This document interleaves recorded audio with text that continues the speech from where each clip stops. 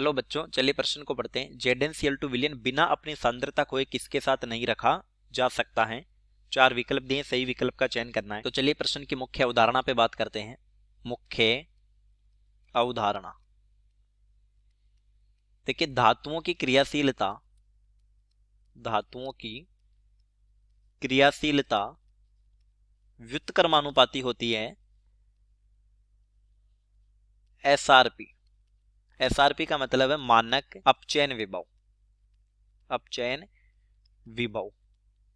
तो चलिए प्रश्न को हल करते हैं। प्रश्न में दी हुई धातुओं के SRP का क्रम देखते हैं ताकि हम प्रश्न को हल कर सके।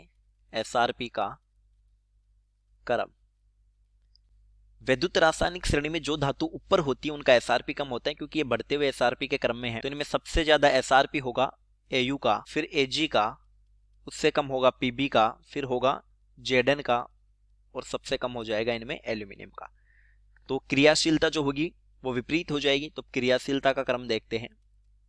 क्रियाशीलता का क्रम, तो सबसे ज्यादा क्रियाशील धातु हो गई इनमें एल्यूमिनियम, फिर जिंक, फिर पीबी, फिर Ag और Au कम क्रियाशील है, तभी इनके आभूषण बनाए जाते हैं। तो देखिए एक बात नोट करते हैं, ज्यादा क्रियाशील धातु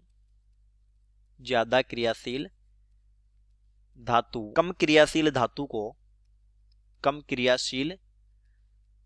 को उसके लवण के विलयन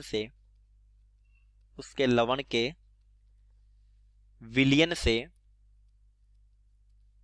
प्रतिस्थापन में सक्षम है। प्रश्न में कहा है कि ZnCl2 को किसके साथ नहीं रखा जा सकता। तो देखिए, जिंक से क्रियाशील सिर्फ क्या है, एल्यूमिनियम है। तो लिख लेते हैं एल्यूमिनियम जिंक से ज्यादा क्रियाशील है, अतः ये ZnCl2 में से जिंक को प्रतिस्थापित कर देती है।